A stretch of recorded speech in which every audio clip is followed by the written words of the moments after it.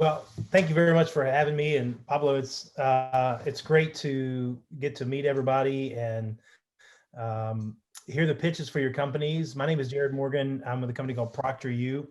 And I'm going to make this, as I said before, I'm going to make this a little more interactive. So I'm actually going to try to pull your cameras back where I can see them. I'm looking at myself and it's a little unnerving there. Guys, well, first I'll start. How many of you guys, those that have got your brave ones that have got your camera on, how many of you guys have actually used ProctorU before? Before, yeah. No? Okay. I did. Yep. All right. So ProctorU is a company that we've been around for about 12 or 13 years. It started in 2008. Some people sort of poke, me a little bit and say, that was way before it was like super cool to be a founder and start a business. And I guess so. Like it is a lot cooler now. And there's certainly a lot more things like 161 and everything else out there that wasn't around back then. For those of you guys that don't know, online proctoring is what ProctorU sort of pioneered in education. And what we mean by that is a way for people to take an examination without having to go to a test center, without having to go to a campus. We do it over a webcam. We connect you to a live person. We follow the original sort of premise we did to match what you do in a classroom, which is to see the student, see what they're doing, and know who they are. And we feel like if we can check those three boxes technologically, then we've sort of matched what you do in the in-person space. We have, like I said, we've been around for 13 years and have had a great run. And we're a great company until COVID-19 hit. And then when COVID-19 hit, it was sort of like, feel like I spent 12 years telling people that we were going to be the future. And then last March, kind of the future was now. And we had an incredible year last year. We had just an explosion of need for what we do and for, just needing what we had. We already had probably almost 2,000 clients at that point, client organizations, schools, universities. We were the largest provider of this kind of service in the world. And going into this, once COVID happened, it was a very wild ride for us. We had to shut the offices down and sort of grow exponentially, all while being at home. We went from, I guess a couple hundred, we grew to where I'm sort of skipping the middle part. So I'm going to go back and get to the middle part, but everybody sort of thinks of how kind of COVID changed us a little bit. So I'll tell that story first. By the time we sort of came up for air with COVID, we had added a lot of new clients, but the real numbers were in the examinations that we were able to do. So we did somewhere around 6 million examinations last year, all, with us either doing the review after the fact or most of them done online live. And so just a tremendous amount of work to get the facilities up to do that. I sort of always have this joke that I say, when people think about ProctorU and what it is that we do, it's sort of like people think it's really simple and they look at, you're just watching people on a webcam, how hard could that be? And the old adage is, it's easy to make a cup of coffee, but it's not easy to be Starbucks. And that's what we've had to try to build is Starbucks, right? So if you were to go make a cup of coffee, very easy, grind the beans, hot water, put it in a cup. But if you're going to do that millions of times across every country in the world consistently with the supply chain you needed to do that and everything, that's extraordinarily difficult. And so early on, we had gotten to a place where the scaling the type of human interaction that we had became a pretty significant logistical challenge. And when we got to, we spent a couple of years being very much a garage band, small outfit, working out of my house and working out of a space that I had at the university that I worked at. I worked at a small online university, and that's kind of where we started this thing. Just tried to start growing it really just for the university students to use. We were just building it for the school. Everybody talks about the story of the idea. The idea story for ProctorU is kind of funny in the sense that we had the pain point. We were an organization that had students scattered all over the world, and we had to find a way to test them securely where they were. And we were sending them to libraries and whatnot to sit with someone. And then we would find that they were still cheating, even though there was somebody there supposed to be watching them. And so we had to figure out there was a better way. If there was a better way, we were actually approached by a company that told us that they had built a solution. And so they said, we got this thing, we'll watch your students take exams via webcam. And we thought, well, that's interesting. At first I kind of thought that's actually kind of stupid, but no, we thought about it. And we're like, actually, that would be a great solution for what we need. Let's see it. Can I get a demonstration? And then they started, and what it turned out was there was a person that was pitching us something that was vaporware, and they hadn't actually built it yet. But what that kicked off for me, I didn't know that it was vaporware. I didn't actually figure that out until a couple of years later. But what that really made me do was this weird mental exercise where I assumed that they had figured out a way to do this. And so in my mind, I was like, I wonder how they figured this out. And so I went and built my own thing for us to use at the school. And then when I finally got to look at what they were building a couple of years later, they never gave us a demo, by the way, and we just moved on. But when I finally got to look at it a couple of years later, it was completely different than what I had built. And so I kind of learned a mental trick at that point. Like if you just kind of mentally assume that somebody figured it out, even if it's fake, and try to reverse engineer, well, I wonder how they figured this out. Sometimes you land and you break new ground that way. You land in a place that nobody had been before. We didn't have a lot of resources, despite working inside that university. It was a really small school that was struggling financially. And so we had to build something extremely basic and extremely simple. And that gave us a lot of advantages in the early days because it didn't really allow us to complicate things. And we got really, really focused on the student experience and getting them in and making sure that we could secure the test to make sure that we could keep them from cheating. We could see them on the camera. We could see their computer screen through the software that we used. And then we had a process we would go through where we would identify the person, make sure that we knew who they were. The first time we set this thing up, we sent an email out to our students and said, anybody that wants to try this, let us know. And we had a couple of students pop up and say they wanted to do it. And then I thought, oh crap, no, I guess I'm the proctor, right? So okay, I guess pan your camera around, sort of making it up on the fly. We just kind of iterated on it for a while. By the end of that first year in 2009, we had another school that was interested in paying us to do this for them. So we kind of spun it out of the university, gave it its own, corporate entity, and started building a business. And that was a long 2 or 3 year period. By the time we got to 2011, we were really, really starting to grow and starting to expand. And we had kind of sprinted to an early lead. And we sprinted to an early lead based on nothing more than just will. We had no money to invest in anything. The marketing we did was bootstrapped, make it up as you go, doing all the artwork and stuff ourselves. But early on, I had this kind of mantra where we were just going to outwork everybody. And that's the first thing I can tell you guys. I already just tell, kind of meeting all you guys are all go-getters. And so like, this is definitely going to hit home because you guys are already there mentally.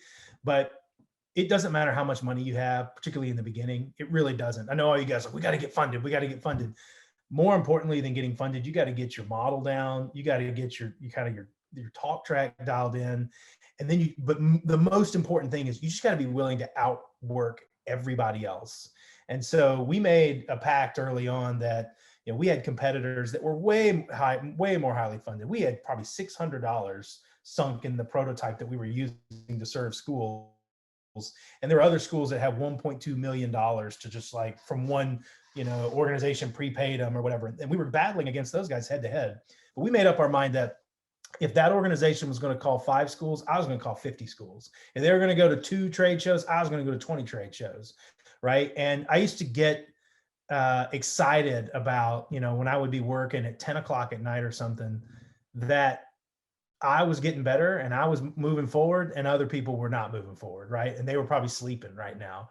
And so that used to give me, I used to get excited about that. And I think it's important to stay stay in that space no matter where you're at and what stage you're at, because all the money in the world, we've all seen it. Lots of money, lots of funding gets thrown at an organization and they waste it all.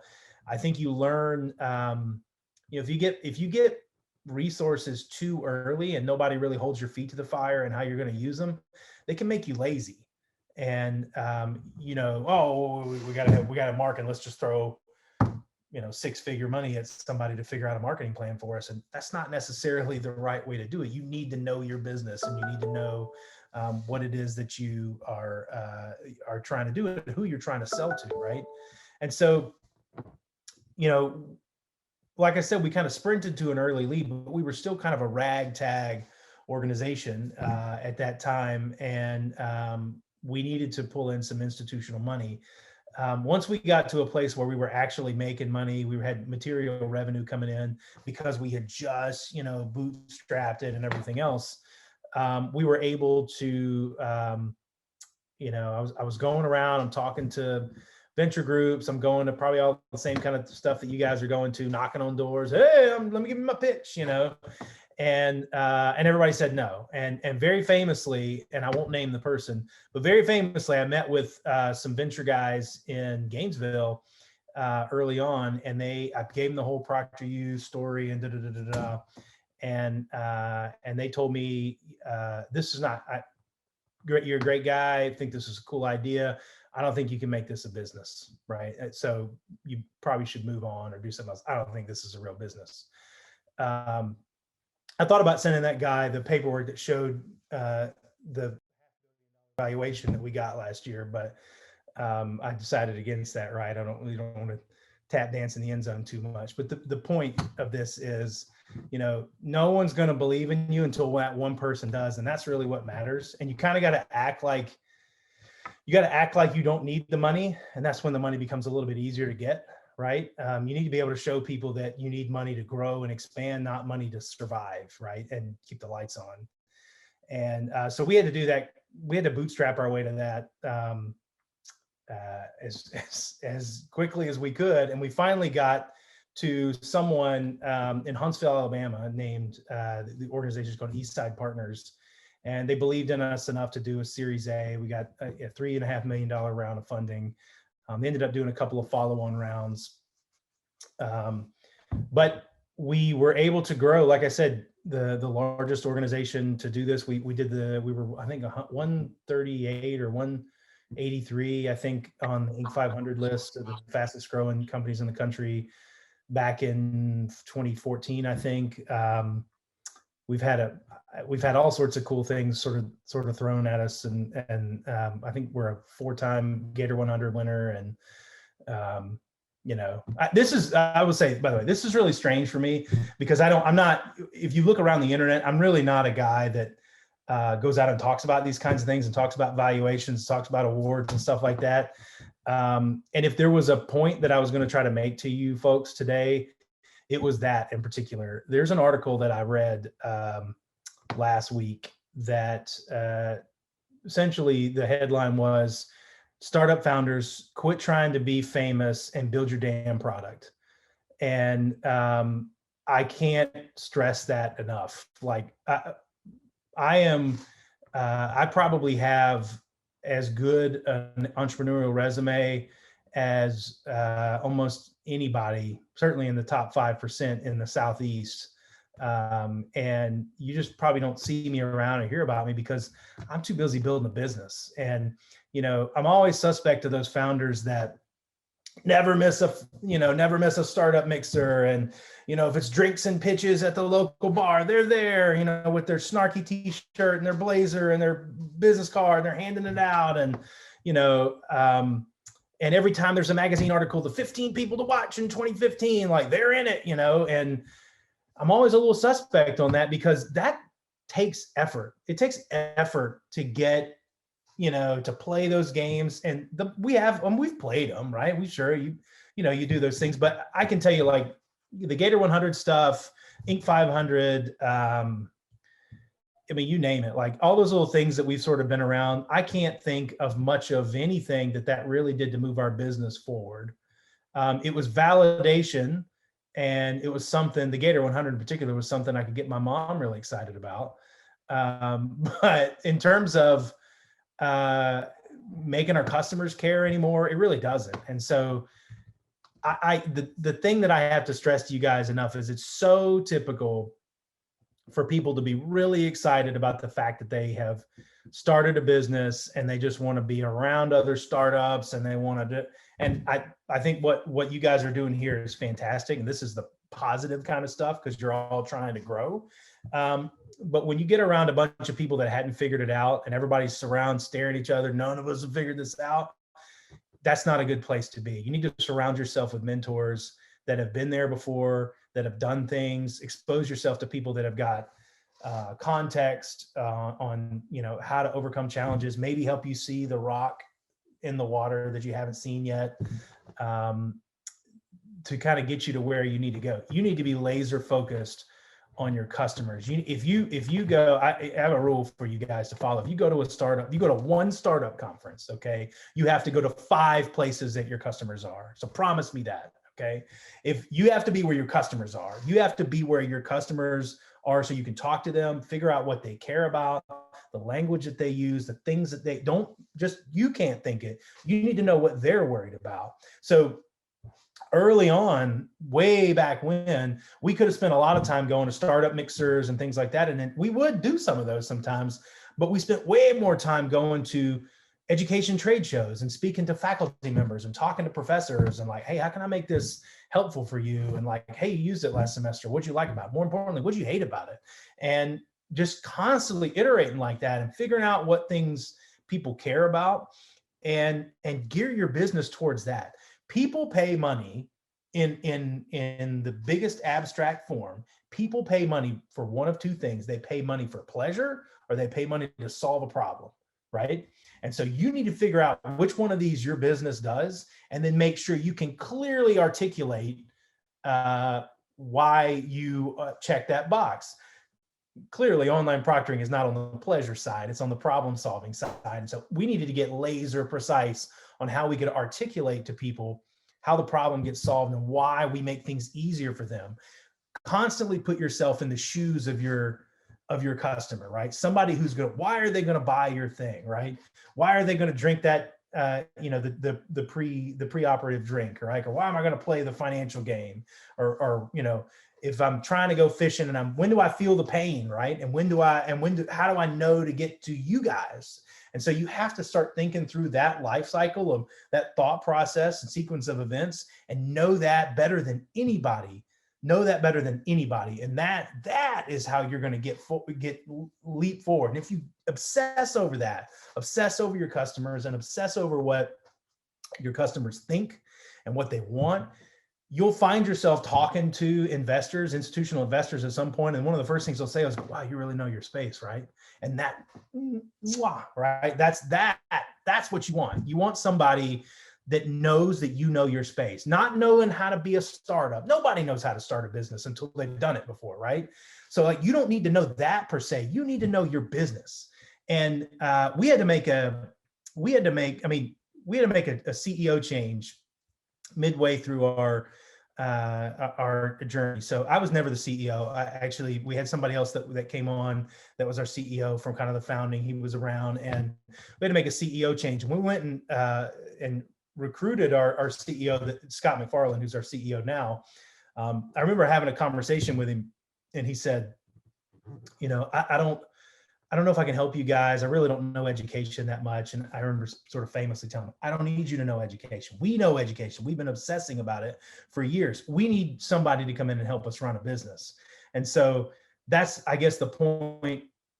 The biggest point I'm trying to make is like, pull out all the distractions, laser focus on your customers, what they want, and then surround yourself with people that know how to do the things that you're not good at, right? Be brutally honest with yourself. You hear people say radical transparency. I like to say I have radical humility. Okay. I know what I'm good at, right? I know what I'm good at. And more importantly, I know what I suck at. Okay. And so figure out what you're good at and figure out what you're not good at. And then make sure that you're not doing the things that you're not good at. Surround yourself with people and get the best people that do, that part of it. Get somebody else to do that. Don't, you'll never see me be the CFO, right? But you will see me run sales. You will see me do strategy. You will see me do those kinds of things. You don't have to be good. You don't have to be perfect at everything. You need to get really good at the things you're good at, and then surround yourself with people that are good with the things that you're not good at. So I just threw up a whole bunch of information on you guys and danced around a whole lot. I could probably do like a 10-hour director's cut of the ProctorU story. It's pretty wild. We came from extremely humble beginnings, really like me in a room in my house, proctoring exams and kind of slapping together everything as best I could and not really having any money to, I think at one point, or maybe now, like the largest funded venture tech company in the state of Alabama, and the second largest venture transaction in the history of the state of Alabama in December. One of the larger EdTech companies in the space now. And all of that coming from just a obsession about the mission and making sure that we know what we're doing and we know who the people we are trying to serve, we know what they care about, and continuing to evolve with them as they evolve. Awesome. Thank you so much, Jarrod. That was amazing. Incredible story. I personally have a lot of questions, but I want this to be as valuable as possible for the founders. So I'm going to open it up for all the founders. Whoever would like to go first, I can call on people, or you guys can just unmute and ask a question. So yeah, feel free to chime in. I have a question, Jarrod. Go for it. So how did you handle scale? Because I assume, especially now with everything that's happened with COVID, like any tips for scaling, and I guess anything you think we for sure should do when scaling, and anything you think we should avoid when it comes to scaling? Yeah. So let me tell you some landmines I stepped on, right? And we stepped on at ProctorU, some mistakes that we made along the way. The thing that I'll tell you about scale is that you have to teach yourself to think 15, 20 steps ahead. And so when you're building your processes, whatever it is that you do, and you're building a process to, produce a drink, or to set up a game, or to run a server, or to whatever it is, try to say, I need to build this process, not thinking about I got to do it one time or 100. What if I had to do this 10,000 times tomorrow? What if I had to do, and you may not be able to make that jump, but you have to, when you're building, it's so easy to fall back into, all right, look, I'm doing like 5 of these a day. So I'm going to make myself so that I can just burn through these 5 a day. Maybe I can get to 10 or whatever. And that is the way to not set yourself up for scale. The best thing you can do at the beginning is not to involve yourself in processes or using vendors or things that you don't think you could replicate something thousands and thousands of times. So you have to think about that up front. Some of the mistakes that we made was a lot of the process to proctor an exam was extremely manual, and we were really relying on training the proctors. Like, okay, when this happens, this is what you do. When this happens, oh, you got to know that's Professor Jones, and they, and like that doesn't scale, right? And so what ends up happening in those moments is that sometimes you have like a law of diminishing returns. It just gets harder and harder, and sometimes you just meet a cliff, and that's kind of what happened with ProctorU. There was a December of 2014. Was anybody that's been around ProctorU a long time will tell you that was the most difficult month operationally that we had ever had. And the reason was all of the things that we had done from 2008 to 2014, they stopped working that fall because we had gotten so big that it was no longer easy for me to be like working at a computer and spin around and go, hey, everybody, we're doing this now. And everybody go, hey, we had gotten too big for that. And so communication got harder. Processes, because they were so manual, we just didn't have things in place to make changes on a dime. And so what that happened, we had a tremendous amount of wait times and problems, people trying to take their test in finals week during those weeks. And we had just had such an influx of students I kind of laugh at it now because it was like, we do that in like a day now. But at the time it was too much for us to do it manually. And I say that, oh, we do that in a day now, but we only got there because after that horrible experience, and we had to go on an apology tour and just take beatings from administrators and faculty all over the country. We built a system that allowed us to do this at 10x scale. And so the instructions that a proctor has to read in order to proctor an examination, we have laser precise how they get those instructions, how we make sure that they adhere to those instructions, the quality control, and always building it, thinking about doing it, millions of times and not thousands of times.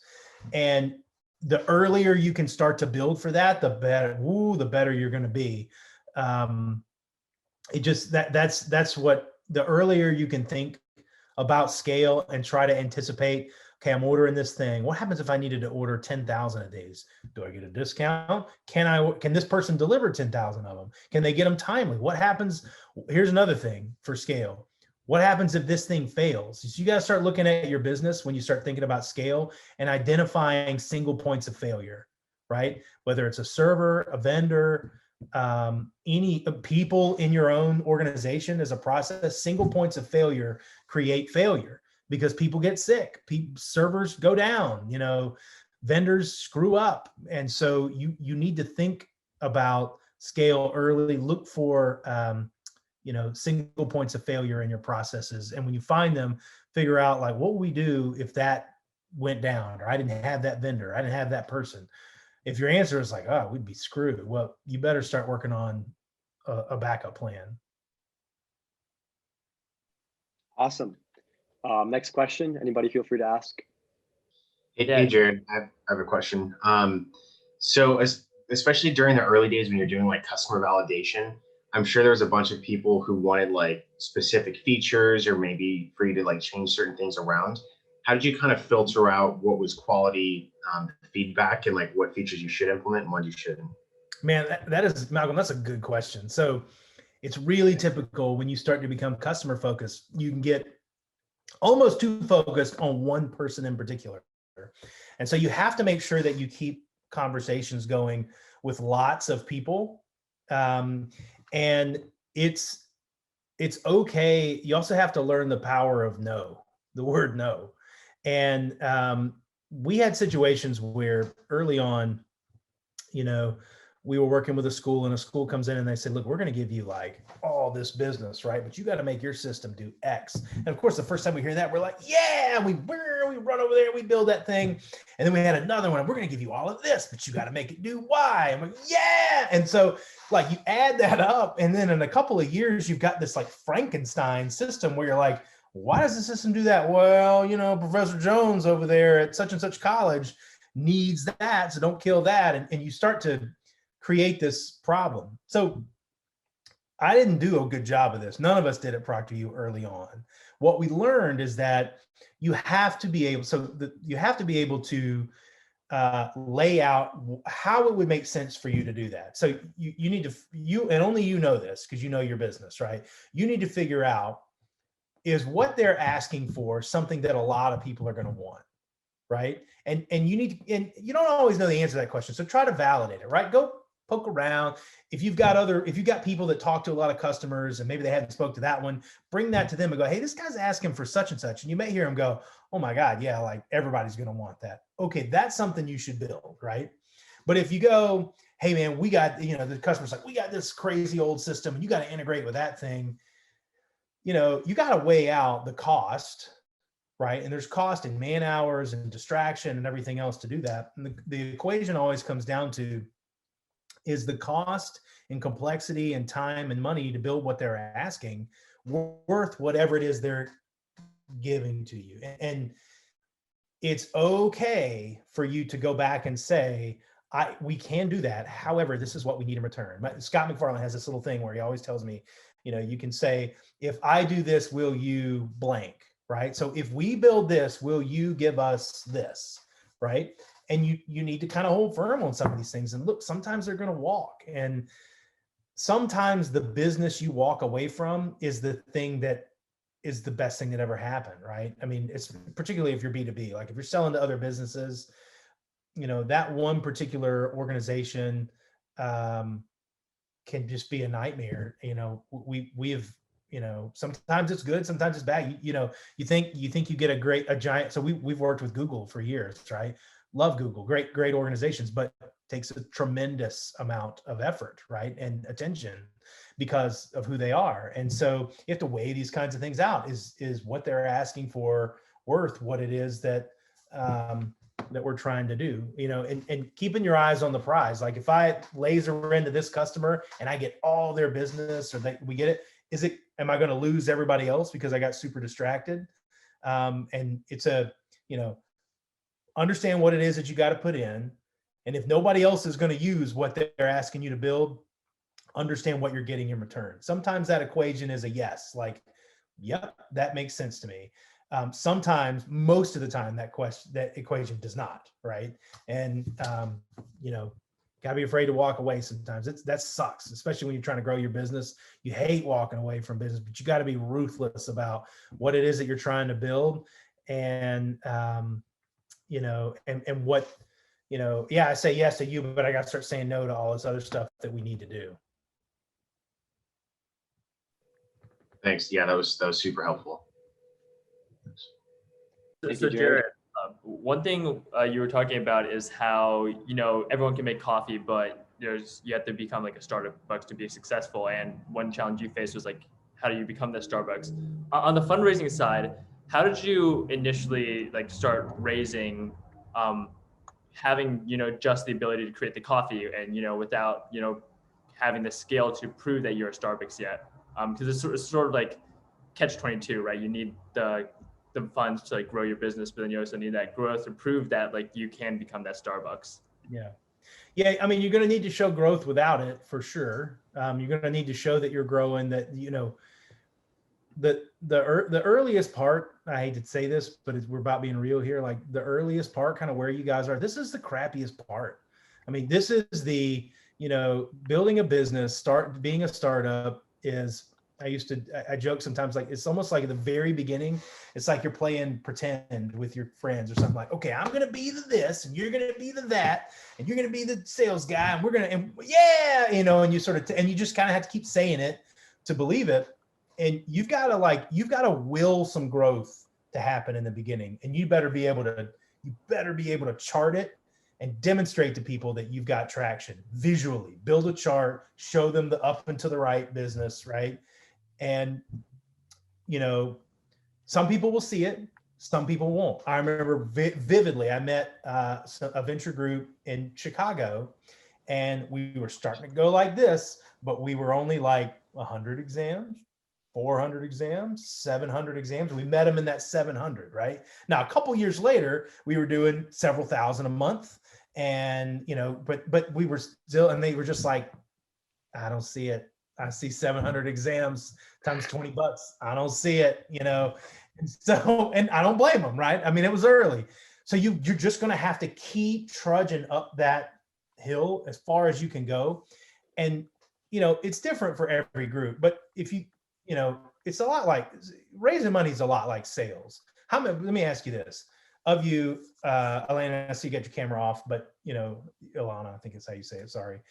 But how many of you guys would consider yourself salespeople, right? Or how many of organizations you have a salesperson in there? I hope, right? Okay. So it's okay if you're not a sales guy, you better have one somewhere nearby. Okay. Because you have got to sell. If you are not able to sell as a business, you are going to go nowhere, and you better find somebody that can sell, because all businesses go out of business because they aren't generating enough revenue. And so just money is about, you have to sell. And so you're going to be able, and I don't mean that in the cheesy way. I mean that in you need to be able to understand the problem that you're trying to solve for your customer, and then be able to articulate how you solve it. Or if you're a pleasure thing, how you are going to be worth the money. But it's the same thing with raising money, right? You have to be able to sell to somebody that the missing piece is capital. So here's the chart, right? Here's what we're doing. And you have to be able to answer that question. If I gave you this much money, what would you do with it? If you can't answer that question, you're not getting a deal, right? You're just not, because no one's going to write you a check and go, I like those guys. Here you go. Like they want to know what you're going to do with it.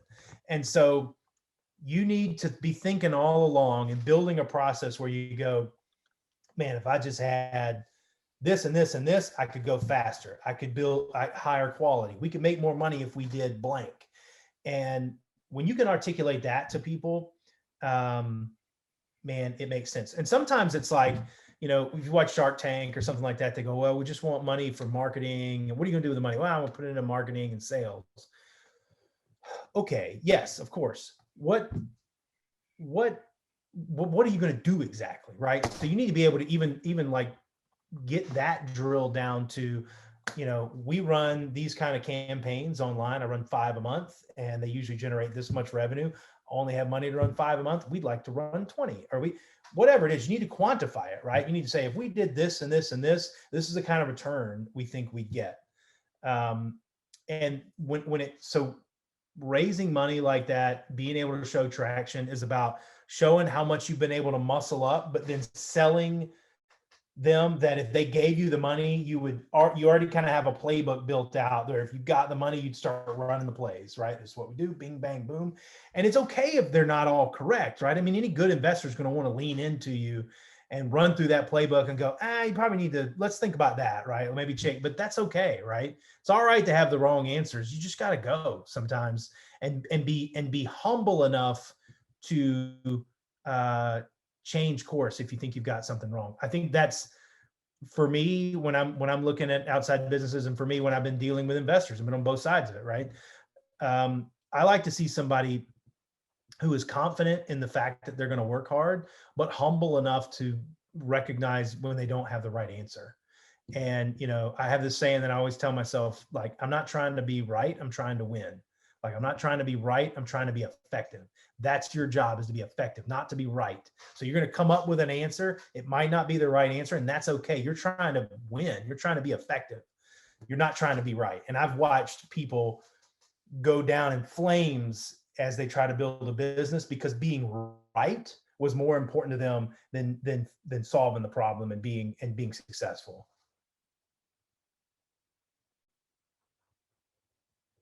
All right, who else? Come on, fire away. Let's go. I'm on fire here. Jarrod, I had a question. Stuff much, so. Yep. So we are in the disability market, right? Anybody who doesn't have effective hand control is our customer. Causes are multiple. So our customers are very scattered geographically. So right now we have lists and contacts in support groups, rehab centers, and we are targeting university disability resource centers. But going for, like, we have a list of first 25 to 30 people, but finding more in the region, going after that first 100 or 1,000 cells, like, what tips would you give for that? So you're asking, you've got a certain number of, what is it, like beta testers or early customers? What are they? Yeah, pilot testers, I would call them. Pilot testers. And they're not paying customers, right? No. Okay, good. Man, I don't know. So you're asking how to get more? No, like anything, like what your comment would be. Like right now our aim is, like, get review from these 25 people, get multiple iterations, and then go for a batch size of 100, 500 or 1,000, right? In the whole process, what would you suggest? What your comment would be?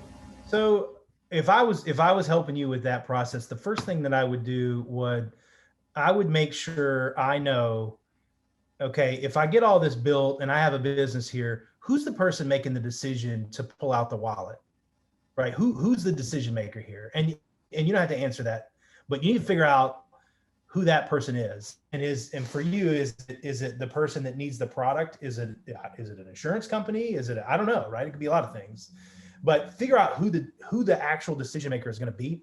And then that's the organization I would get laser precise on what do they want to see. And with all of these iterations that I would be making with beta testers, I would couch it all in, I know, I know that if it's, I'm just using the insurance thing as an example, but what if you figured out like this person might want it, but if the insurance company says, no, I cannot make a sale, right? So you need to make sure that you keep this in mind as you talk to these people. ProctorU had a similar problem in that we have to serve students, we have to serve faculty, and we have to serve administrators. So the administrators at the university care about one set of things and they can fire us. The faculty members cared about one certain things, they could also fire us. And students cared about a whole different set of things and they could fire us and whether they were going to use this going forward or they go to campus, right? And so it was tough. And so when we would do student focused outreach, all the information that we would get back, we would have to then, filter it through who's the decision maker. The one for us, the one that usually held the most sway was the faculty member. They were the people that were running their course and they're going to run it the way that they wanted to.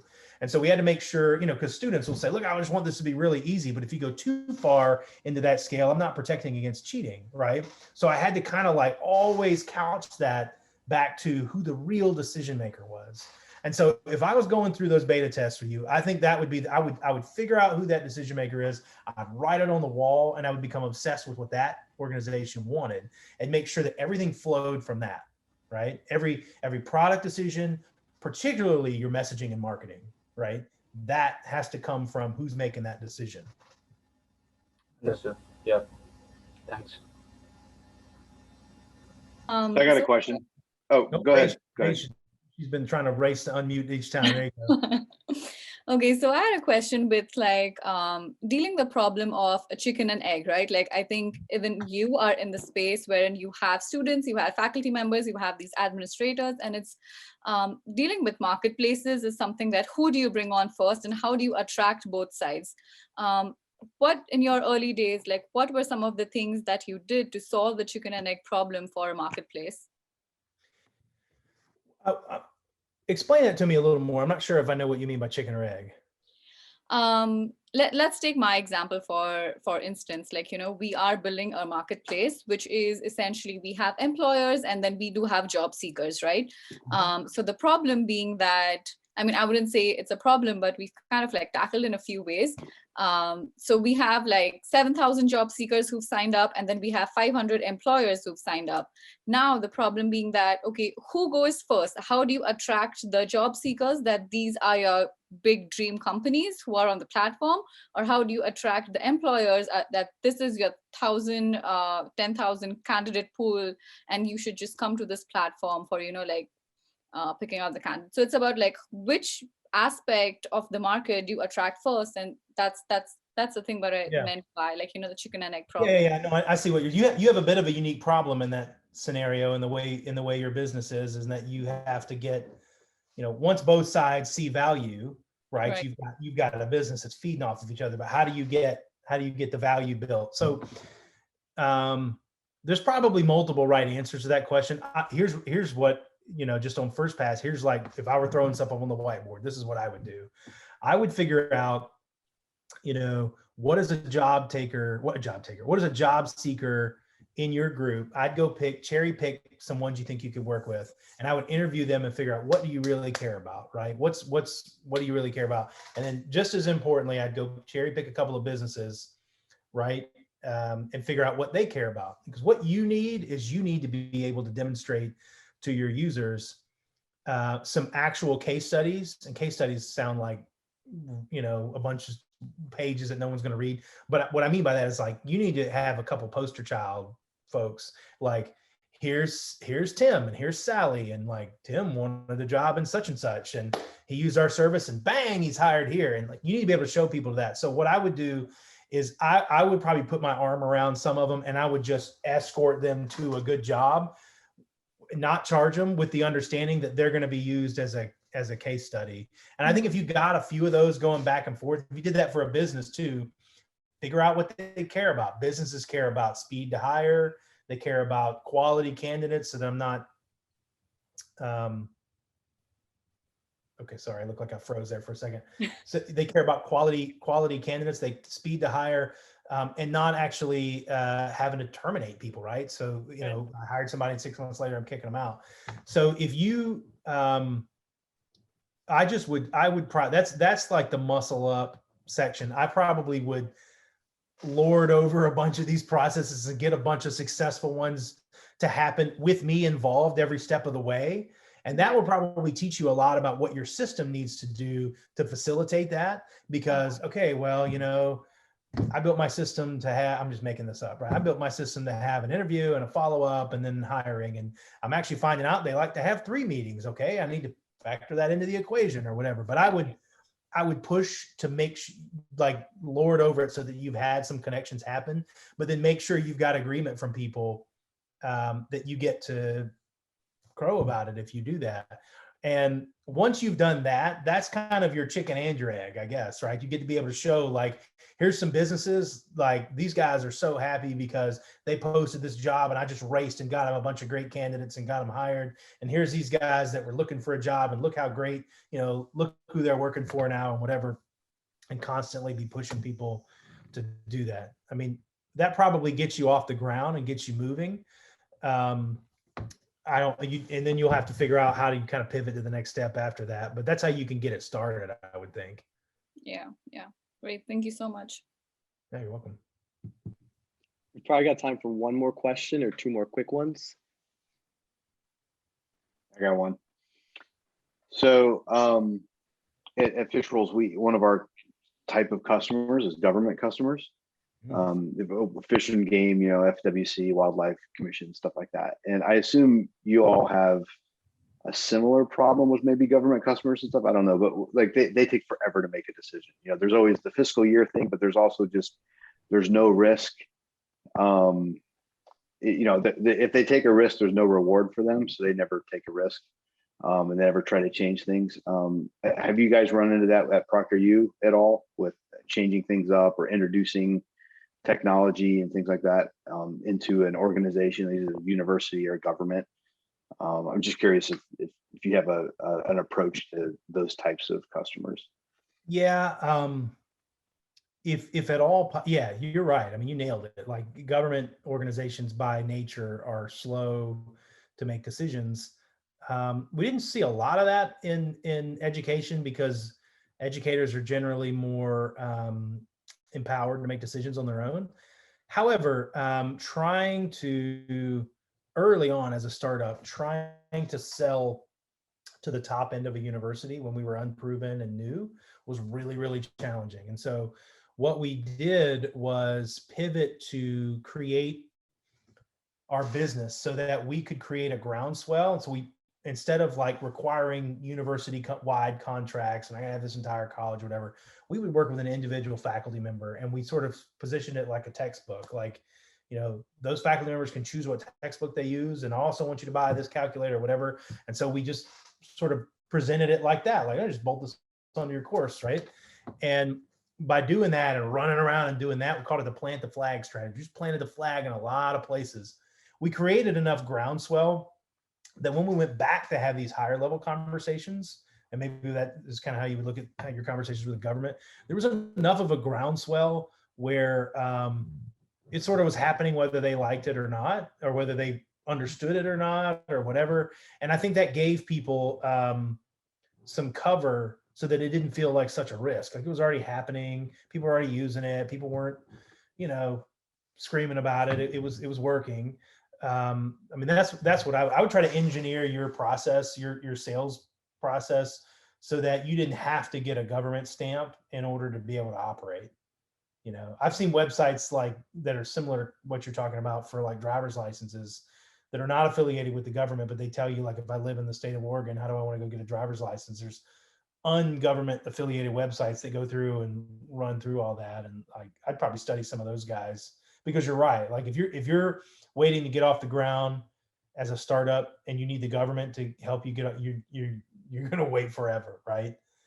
You may never get there because of just the way it is. And just for reference, I mean, we are as far along as we are in our story, and we still don't really do a lot of government work. You know, we just don't. It's the government is we don't do a lot of it today because of the way that how hard it is to break through that, you know.